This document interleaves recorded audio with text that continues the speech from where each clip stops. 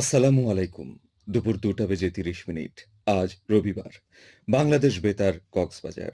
স্থানীয় খবরে স্বাগত জানাচ্ছি কে সানাউল হক।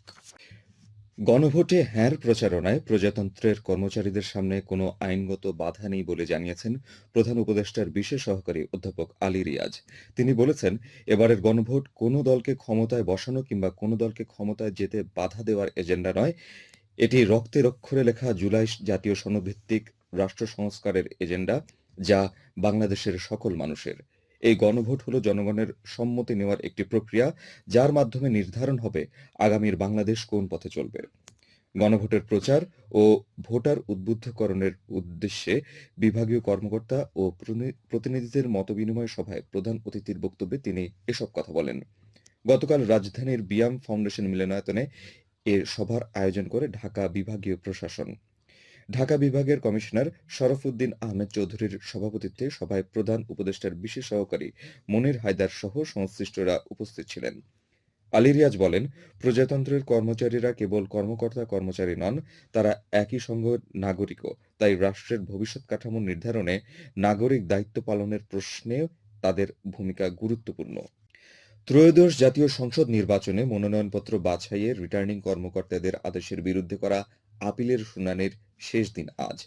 সকাল ১০টায় রাজধানীর আগারগাঁওয়ে নির্বাচন ভবনের অডিটোরিয়ামে শেষ দিনের আপিল শুনানি শুরু হয়। চলবে বিকেল ৫টা পর্যন্ত।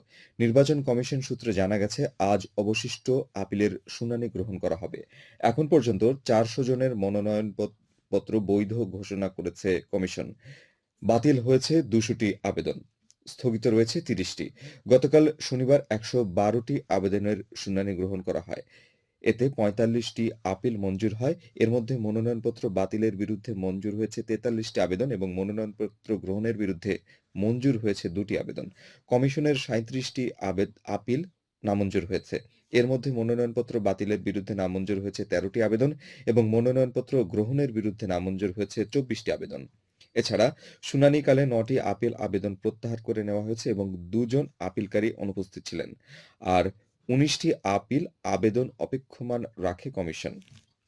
গত ৪ জানুয়ারি বাছাইয়ের শেষ দিনে জাতীয় সংসদ নির্বাচনের রিটার্নিং কর্মকর্তা বা সহকারী রিটার্নিং কর্মকর্তারা ২,৫৬৮টি মনোনয়নপত্রের বিপরীতে ১,৮৪২ জন প্রার্থীর মনোনয়নপত্র বৈধ এবং ৭২৩ জনের প্রার্থীরা বাতিল ঘোষণা করেন।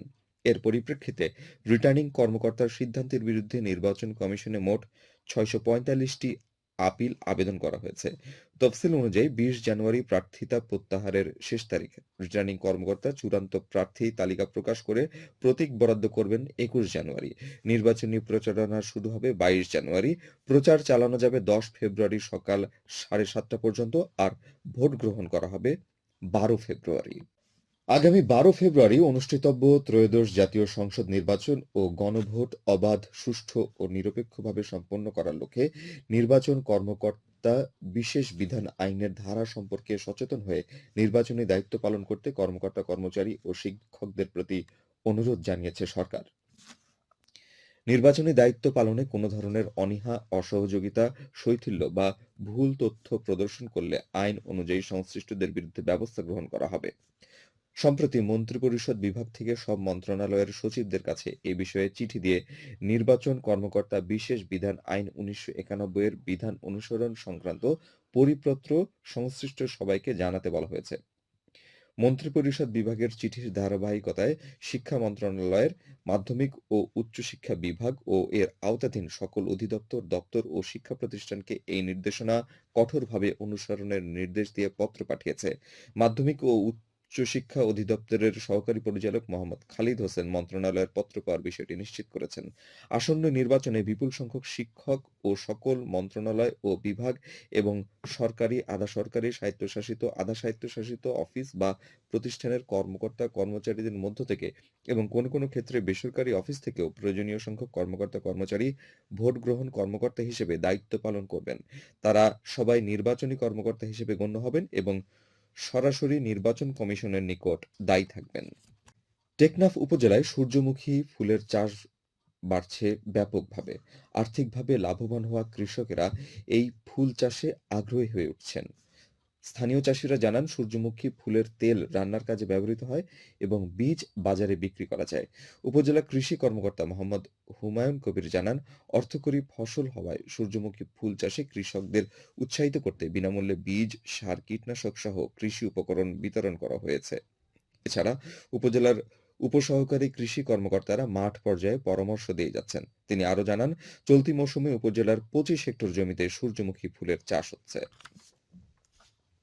আবহাওয়া। আগামীকাল দুপুর ১২টা পর্যন্ত ২৪ ঘন্টার পূর্বাভাসে বলা হয়েছে আকাশ অস্থায়ীভাবে আংশিক মেঘলাসহ আবহাওয়া প্রধানত শুষ্ক থাকতে পারে। সেই সাথে মধ্যরাত থেকে সকাল পর্যন্ত হালকা থেকে মাঝারি ধরনের কুয়াশা পড়তে পারে। কক্সবাজার সমুদ্র বন্দরের জন্য কোনো সংকেত নেই। আগামী ২৪ ঘন্টায় দিন ও রাতের তাপমাত্রা সামান্য বৃদ্ধি পেতে পারে। আজ সূর্যাস্ত যাবে সন্ধ্যা ৫টা ৩৩ মিনিটে। আগামীকাল সূর্যোদয় হবে ভোর ৬টা ৩৩ মিনিটে। আজকের সর্বনিম্ন তাপমাত্রা ছিল ১৭.৬ ডিগ্রি সেলসিয়াস এবং সর্বোচ্চ তাপমাত্রা ছিল ২৮.৫ ডিগ্রি সেলসিয়াস। এখন জানিয়ে দিচ্ছি বাঁকখালী নদীর মোহনা ও সংলগ্ন এলাকার সামুদ্রিক জোয়ার ভাটার সময়সূচি। আজ জোয়ার শুরু হবে বিকেল ৪টা ৫২ মিনিটে, চলবে রাত ১০টা ৫৪ মিনিট পর্যন্ত। ভাটা শুরু হবে রাত ১০টা ৫৪ মিনিটে, চলবে ভোর ৫টা ২৪ মিনিট পর্যন্ত। পুনরায় জোয়ার শুরু হবে ভোর ৫টা ২৪ মিনিটে, চলবে আগামীকাল বেলা ১১টা ১০ মিনিট পর্যন্ত। সবশেষে পর্যটক বার্তা। পর্যটন নগরী কক্সবাজারে আগত ভ্রমণ পিয়াসুদের সাগরের পানিতে নামার পূর্বে সাবধানতা অবলম্বন করার জন্য অনুরোধ করা হচ্ছে। যারা সাঁতারে দক্ষ নন তাদের পানিতে বেশি দূর যাওয়া উচিত নয়। ভাটার সময় স্রোতের সাগরমুখী টান প্রবল হওয়ায় সাগরের গভীরে ভেসে যাওয়া, এমনকি প্রাণহানির আশঙ্কা থাকে। সেই সাথে পর্যটকদের স্বাস্থ্যবিধি মেনে চলার পরামর্শ দেওয়া হচ্ছে। খবর শেষ হলো। আমাদের পরবর্তী খবর প্রচারিত হবে আজ বিকেল ৪টা বেজে ৩০ মিনিটে ইংরেজিতে।